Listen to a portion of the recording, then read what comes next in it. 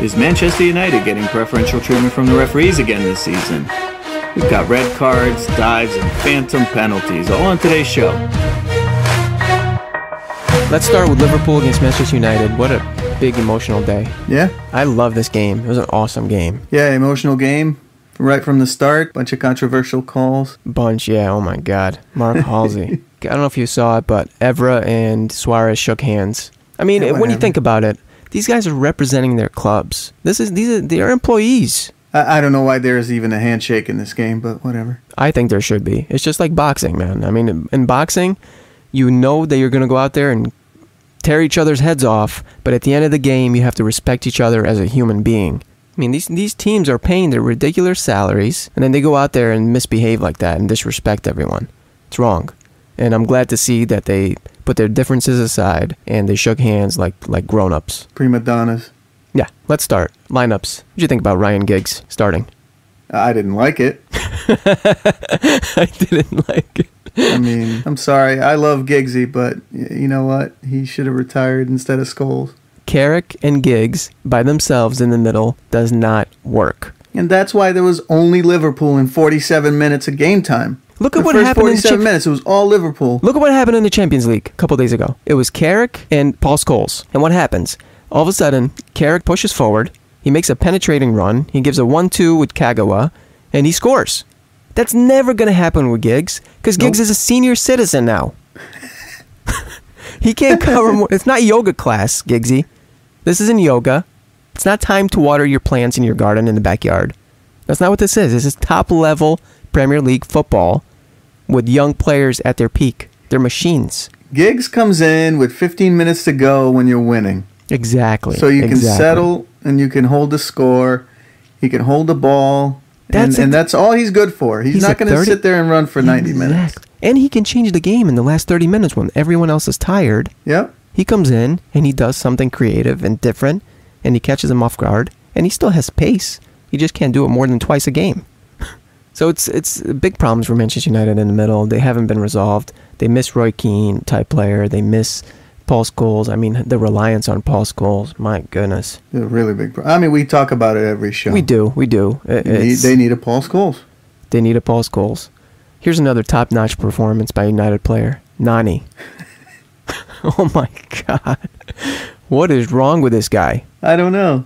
He's so frustrating to watch. Honestly, I don't know who is more frustrating to watch. We're going to talk about this later, but pick a player to annoy the crap out of you. Nani or Gervinho? Oh my God. I don't know which one is worse right now. Oh, I don't know Other than the fact that Nani has skill, he's just really, really bad right now. His head's not in the game. Gervinho is a great athlete. I mean, he tries really hard.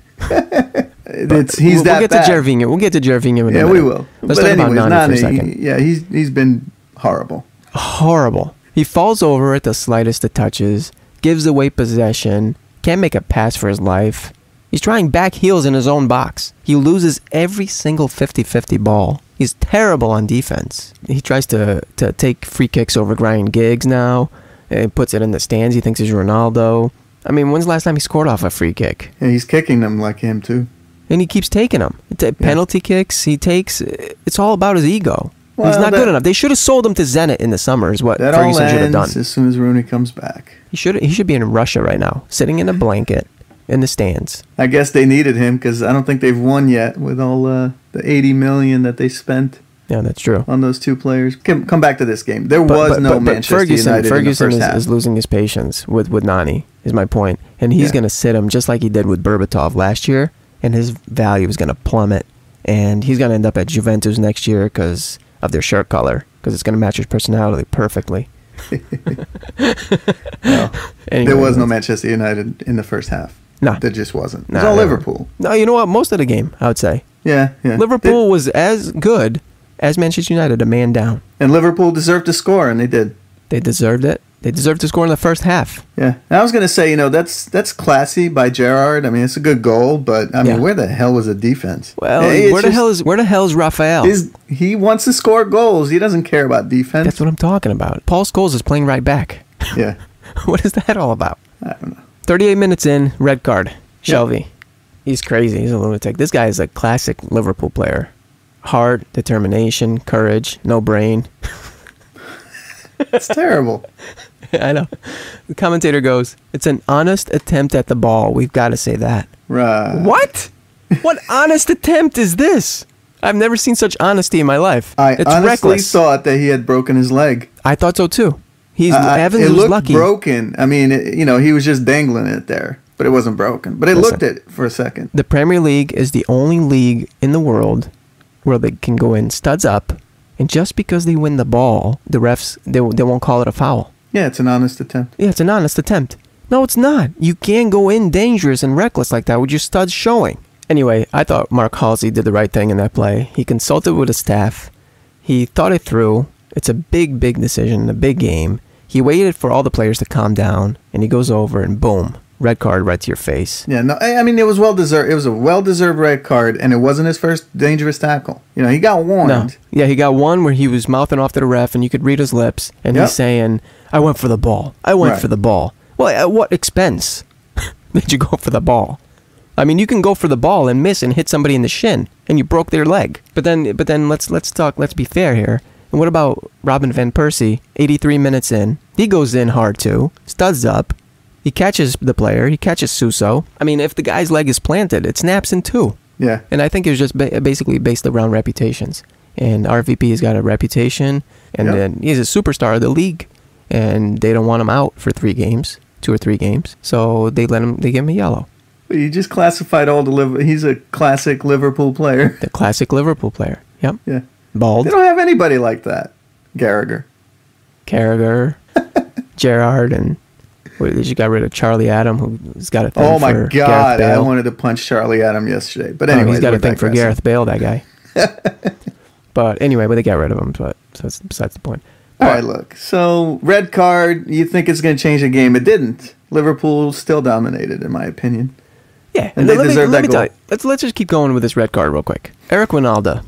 This is what he says at halftime, right? Ready? Yeah. In a game of this magnitude, that was a bad call. Ugh. Who cares about magnitude, Wijnaldum? Just because it's freaking Manchester United against Liverpool, suddenly you can just go in and tackle whatever way you want? Eric Wijnaldum has no clue. I don't even know why we quote him on this freaking show, because we really shouldn't. Yeah. So he continues. He's useless as an announcer, and he was yelling at Barton the whole time. Yeah, he was adamant. He grabbed his arm. Did you see when he grabbed Warren Barton's arm? Yeah. Barton looked like he was gonna jump over and bite his head off. You should have clocked him. I would have loved it. Yeah, Barton is just staying in his seat, and you can see just bubbling. He's bubbling inside. Like, you could see the smoke coming out of his ears every time Wijnaldum opens his mouth. Oh my God, Fox needs to get rid of freaking Eric Wijnaldum. Please. For the love of God, he's ruining it. He continues. He said, they're fired up. It's a huge game. There are a lot of emotions. Just let them play. And when Warren Barton comes in then, and he goes, so just because you're all fired up, you can just let every tackle go then, huh, Wijnaldum? So it's a big game, so anything goes, right? And Wijnaldum's just shaking his head like, oh, shut your mouth. You know what I mean? Pissed. He's useless. All right, look, move on. Liverpool dominated. They were the much better team. Yeah, and then second half, shocker, Paul Scholes, Nani off, Paul Scholes in. I mean, what happens if Scholes gets injured? They're screwed. They're third, fourth place team, I think. Anderson plays. Anderson comes in. Yeah, that's good. That's perfect. Let me talk about these. Let's talk about the 2 penalty calls for each team, one for each team. Suarez first. Ugh. I mean, did you see that flop? He barely gets touched in the box. But he does that all the time. He does it all the time, and that's why he doesn't get calls. Even if it is a foul, which it isn't, he's never going to get that call because referees know him. Exactly. He built this reputation. Fake.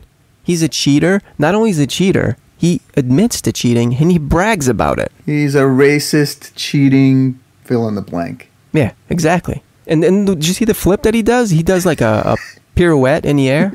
He does like a triple axel, figure skating. He's like ice skating. It's the kung fu flip. Yeah, and then he raises his arms immediately. He's fine. He's screaming in the air like he just got his leg broken.